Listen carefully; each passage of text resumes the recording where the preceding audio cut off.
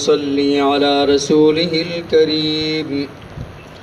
أما بعد فأعوذ بالله من الشيطان الرجيم. بسم الله الرحمن الرحيم. أو كصيب من السماء فيه ظلمات ورعد وبرق يجعلون أصابعهم في آذانهم من الصواعق حذر الموت والله محيط بالكافرين.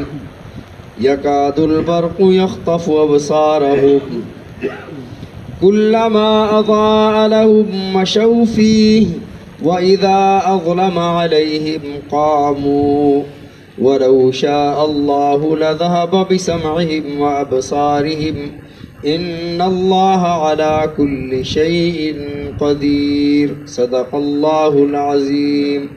اللهم صل على محمد وعلى آل محمد كما صليت على إبراهيم وعلى آل إبراهيم إنك حميد مجيد. اللهم بارك على محمد وعلى آل محمد كما باركت على إبراهيم وعلى آل إبراهيم إنك حميد مجيد. حاضرین مکرم، سابقہ آیت میں اللہ رب العزت نے اعتقادی منافق کی مثال ارشاد فرمائی تھی. اعتقادی منافق کا مطلب دل میں کفر ہو اور زبان پر ایمان. اور آج کی آیت مبارکہ ہم نے تلاوت کی، اس میں اللہ رب العزت نے عملی منافق کی مثال ارشاد فرمائی جو مذبذب رہتا ہے، جو کبھی سمجھتا ہے کہ میں اسلام قبول کر لوں، کبھی سمجھتا ہے کہ مجھے پیچھے ہو جانا چاہیے. فائدہ ملا تو آگے آ گیا، دیکھا کہ مسلمان ہار رہے ہیں تو وہ پھر پیچھے ہٹ گیا. مذبذبین بین ذالک، شک میں رہنے والا منافق. فرمایا کہ اس کی مثال ایسے ہے او کصیب، جیسا کہ موسلا دھار بارش. صیب موسلا دھار بارش جب آسمان سے نازل ہو. من السماء، آسمان سے. سما آسمان کو بھی کہتے ہیں، سما فضا کو بھی کہتے ہیں، اور سما بادلوں کو بھی کہتے ہیں. اللہ رب العزت نے یہاں آسمان سے بارش کی مثال ارشاد فرمائی. فیہ ظلمات ورعد وبرق، اس میں اندھیرا بھی ہوتا ہے. عموماً جب بارش ہوتی ہے تو بے شک دن بھی ہو تو اندھیرے کی سی کیفیت ہو جاتی ہے. ورعد وبرق، رعد اور اس میں گرج بھی ہوتی ہے، وبرق اور اس میں چمک بھی ہوتی ہے. تین چیزوں کا اللہ رب العزت نے ارشاد فرمایا کہ جب بارش ہوتی ہے تو اس میں تین چیزیں ہوتی ہیں. آسمان سے بارش کی جو مثال ارشاد فرمائی یہ بمنزل وحی کے ہے کہ اللہ کی وحی آسمانوں سے نازل ہوتی ہے، یہ بارش کی طرح ہے. اور جب بارش نازل ہوتی ہے تو ہر طرح کی زمین پر بارش ہوتی ہے. وہ روڑی پر بھی ہوتی ہے، وہ خراب زمین اور شریلی زمین پر بھی ہوتی ہے، اور اچھی زمین پر بھی ہوتی ہے.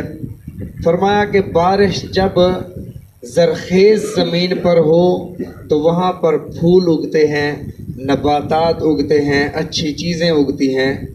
اور جب بارش اور خراب زمین پر، بنجر زمین پر، روڑی پر نازل ہو تو وہاں سے پھر بدبو اٹھتی ہے. اس میں بارش کا تو قصور نہیں ہوتا، اس زمین کی صلاحیت کا قصور ہوتا ہے کہ زمین کی جس طرح کی صلاحیت ہو پھر وہاں سے وہ چیز سامنے آتی ہے. وہ اسی طرح آسمان سے جب قرآن کا نزول ہوتا ہے تو کچھ لوگ قرآن سن کر ابو بکر صدیق جیسے بن جاتے ہیں، اور کچھ لوگ قرآن سن کر ابو جہل جیسے بن جاتے ہیں انکار کر کے. فرمائے یضل بہ کثیرا ویہدی بہ کثیرا، قرآن کا اس میں قصور نہیں ہے.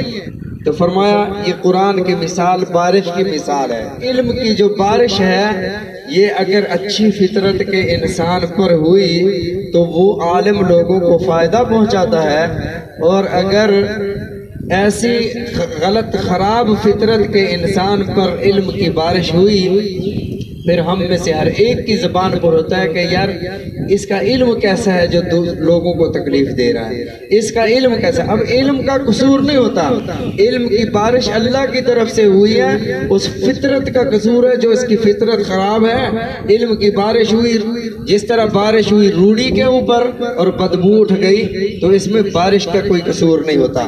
یہاں پر بھی بارش ہوئی اللہ کی وحی کی، علم کی، تو ابو بکر، عمر، عثمان و علی، صحابہ کرام رضوان اللہ علیہم اجمعین جیسے لوگ وجود میں آئے اور بارش ہوئی منافقین پر۔ منافقین نے وحی الہیہ کو سنا تو وہ منافق بن گئے۔ اس سے پہلے تو منافق نہیں تھے نا، جب قرآن کا نزول نہیں ہوا تھا، جب نبی علیہ السلام نے ہجرت نہیں فرمائی تھی، تب تو منافق نہیں تھے نا۔ جب قرآن کا نزول ہوا اس کے بعد بنے ہیں، معلوم ہوا قرآن کا انکار اگر یہ نہ کرتے تو منافق نہ بنتے۔ تو اللہ نے فرمایا او کصیب من السماء فیہ ظلمات، اس میں اندھیرے بھی ہوتے ہیں۔ اس میں اندھیروں سے مراد کیا ہے؟ قرآن جب نازل ہوتا ہے اس میں اللہ کے عذابات کا بھی تذکرہ ہوتا ہے، یہ ان کے لیے اندھیروں کی حیثیت رکھتے ہیں۔ ورعد، اس میں بادلوں کی کڑک، بادلوں کی گرج بھی ہوتی ہے۔ فرمایا کہ یہ بادلوں کی رات، بادلوں کی کڑک سے مراد یہ ہے کہ وہ دلائل توحید کے جس کا یہ لوگ انکار نہیں کر سکتے، جھٹلا نہیں سکتے۔ وبرق، اور برق سے مراد وہ چمک جو وہ دلائل جو اللہ رب العزت نے قرآن پاک میں ارشاد فرمائے۔ پوری سورت اللہ رب العزت نے نازل فرمائی، اس کا نام ہی رعد رکھا۔ رعد کا مطلب گرج، کڑک۔ فرمایا وَيُسَبِّحُ الرَّعْدُ بِحَمْدِهِ، یہ جو بادل ہیں یہ اللہ کی تسبیح کرتے ہیں تو یہ کڑک کی آواز پیدا ہوتی ہے۔ تو فرمایا کہ ورعد و برق، اس میں دلائل بھی ہیں، قرآن مجید میں وحی الہیہ میں دلائل بھی ہیں جس کا یہ لوگ انکار نہیں کر سکتے۔ یجعلون اصابعهم فی آذانہم، جب قرآن کے دلائل منافقین کے سامنے آتے ہیں تو اپنی انگلیوں کو کانوں میں ڈال لیتے ہیں۔ ان الصواعق، اس کڑک سے، حذر الموت، موت کے ڈر سے۔ منافقین جب قرآن سنتے ہیں، جب انہیں کوئی فائدے کی بات نظر آتی ہے تو پھر تو چل پڑتے ہیں، جب انہیں یہ اندازہ ہوتا ہے کہ مسلمانوں کو فتح ہوگی پھر تو جہاد کے میں ساتھ چل پڑتے ہیں، لیکن جب انہیں یہ اندازہ ہو جائے کہ مسلمانوں کو ہو سکتا ہے کہ شکست ہو جائے، پھر حذر الموت، موت کے ڈر سے پیچھے کھڑے ہو جاتے ہیں۔ فرمایا واللہ محیط بالکافرین، اور اللہ رب العزت کافروں کا احاطہ فرمانے والے ہیں۔ یکاد البرق یخطف ابصارہم، فرمایا کہ قریب ہے کہ وہ بجلی یخطف ابصارہم، ان کی نگاہوں کو اچک لے۔ وہ جو بارش میں چمکتی ہے نا، قرآن کے جو دلائل ہیں، ان قرآن کے دلائل کے سامنے یہ لوگ اندھے ہو گئے۔ کلما اضاء لہم، ان کی کیفیت یہ ہے جب وہ روشنی چمکتی ہے مشوا فی، پھر کھڑے ہو جاتے ہیں۔ جس طرح ایک انسان اندھیرے میں جا رہا ہو، بارش ہو رہی ہو، ایک دم بجلی چمکے تو وہ چل پڑتا ہے، راستہ نظر آنے لگتا ہے۔ پھر جب وہ بجلی کی روشنی ختم ہو جاتی ہے پھر رک جاتا ہے، اندھیرا چھا جاتا ہے۔ فرمایا جب قرآن کی آیات ان کے سامنے پڑھی جاتی ہیں پھر یہ چل پڑتے ہیں، کہتے ہیں کہ ہاں یار یہ اسلام کا راستہ صحیح ہے۔ اور جب وہ آیات وہ نبی علیہ السلام کی محفل سے دور ہو جاتے ہیں پھر ادھر ہی رک جاتے ہیں، پھر اسی کفر میں کھڑے ہو جاتے ہیں۔ وَلَوْ شَاءَ اللَّهُ لَذَهَبَ بِسَمْعِهِمْ وَأَبْصَارِهِمْ، فرمایا کہ اگر اللہ چاہے تو ان کی قوت سماعت بھی چھین لے، وَأَبْصَارِهِمْ، ان کی قوت بصارت بھی چھین لے۔ اللہ چاہے تو ایسا کر سکتے ہیں۔ یہ جو تھوڑی دیر کے لیے رک جاتے ہیں، تھوڑی دیر کے لیے اسلام کو قبول کرنے کی صلاحیت آ جاتی ہے ان کے اندر اور دل میں سوچنے لگتے ہیں کہ ہاں یار اسلام قبول کر لینا چاہیے، یہ صحیح مذہب ہے۔ پھر جب نبی علیہ السلام کی محفل سے دور جاتے ہیں پھر کہتے ہیں نہیں ہم ان کے ساتھ ہیں۔ تو فرمایا کہ اللہ چاہے تو مستقل گمراہی میں انہیں ڈال سکتے ہیں۔ ان کی قوت سماعت جو ہدایت کو سننے کی صلاحیت ہے، جو اللہ کی ہدایت کو دیکھنے کی صلاحیت ہے، اللہ چاہے تو چھین سکتے ہیں۔ ان اللہ علی کل شیء قدیر، بے شک اللہ ہر چیز پر مکمل قدرت رکھنے والے ہیں۔ ہندوؤں نے کہا کہ تم جو کہتے ہو کہ اللہ ہر چیز پر قادر ہے تو اللہ چوری کرنے پر بھی قادر ہے، نعوذ باللہ ثم نعوذ باللہ۔ تو مسلمانوں نے جواب دیا کہ چوری جو ہوتی ہے وہ غیر کی ملک میں ہوتی ہے، دوسرے کی ملک میں ہو، وہاں سے جا کر اس کو بتائے بغیر، اس کے علم میں لائے بغیر اٹھا لے، اس کو چوری کہا جاتا ہے۔ فرمایا یہاں پہلے تم یہ ثابت کرو کہ کائنات میں کوئی ایسی چیز ہے جو رب کی ملکیت میں نہ ہو۔ جب ساری کی ساری چیزیں اللہ کی ملکیت میں، پھر اپنا مال کوئی بھلا کیسے چوری کر سکتا ہے؟ اس جیسا کوئی نہیں، نہ اس کی ذات کی طرح کوئی ہے، نہ اس کی صفات کی طرح کوئی ہے۔ پھر آج کل تو عملی منافق ہیں، ہم کسی شخص کے بارے میں صراحت کے ساتھ اور متعین کر کے یہ نہیں کہہ سکتے کہ یہ بندہ منافق ہے۔ وہ تو نبی علیہ الصلوۃ والسلام کے مبارک دور میں ایسے کہ لوگوں کو اللہ نے ظاہر بھی فرما دیا تھا، پھر بھی رسول اللہ صلی اللہ علیہ وسلم کے پاس جب عبداللہ بن ابی کا بیٹا آیا، یا رسول اللہ میرے والد کا جنازہ پڑھا دیں، تو رسول اللہ صلی اللہ علیہ وسلم نماز جنازہ کے لیے تشریف لے جانے لگے، تو حضرت عمر رضی اللہ تعالیٰ نے عرض کیا یا رسول اللہ اس دشمن خدا کا آپ جنازہ پڑھائیں گے؟ تو رسول اللہ صلی اللہ علیہ وسلم نے ارشاد فرمایا یہ جو کافر ہیں نا وہ کہیں گے کہ محمد صلی اللہ علیہ وسلم اپنے ساتھیوں سے زیادتی کر رہے ہیں، بظاہر تو یہ مسلمان بنے ہوئے تھے نا۔ اس لیے قرآن پاک میں اللہ نے فرمایا یا ایھا النبی جاہد الکفار والمنافقین، اے نبی صلی اللہ علیہ وسلم آپ کفار کے ساتھ بھی جہاد کیجئے، منافقین کے ساتھ بھی جہاد کیجئے۔ تو کافروں کے ساتھ تو غزوات ہیں جہاد کے، یہ غزوہ بدر ہے، غزوہ احد ہے، غزوہ حنین ہے، غزوہ احزاب ہے، یہ غزوات ہیں، لیکن منافقین کے ساتھ ایک بھی غزوہ نہیں ہے۔ اللہ نے فرمایا جاہد الکفار والمنافقین، منافقین کے ساتھ جہاد کیجئے۔ تو منافقین کے خلاف جہاد یہی ہے کہ اس کو اللہ نے ننگا فرما دیا ہے۔ حضرت حذیفہ رضی اللہ تعالیٰ عنہ صاحب السر تھے، صاحب السر کا مطلب رازدان، رسول اللہ صلی اللہ علیہ وسلم کے رازدان۔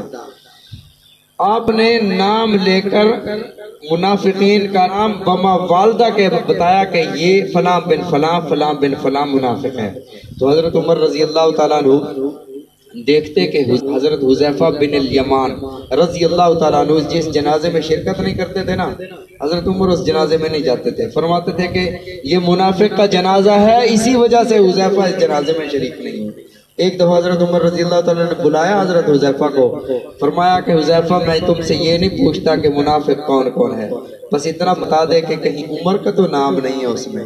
یعنی فکر آخرت اس قدر تھی کہ حذیفہ اتنا بتا دو کہ کہیں اس لسٹ میں عمر کا نام تو نہیں ہے۔ تو حضرت حذیفہ رضی اللہ تعالیٰ عنہ رو پڑے، فرمانے لگے میرے آقا علیہ الصلوۃ والسلام نے تو اپنی زبان اقدس سے یہ ارشاد فرمایا ہے عمر فی الجنہ، جس نے دنیا میں جنتی دیکھنا ہو میرے عمر کو دیکھ دے۔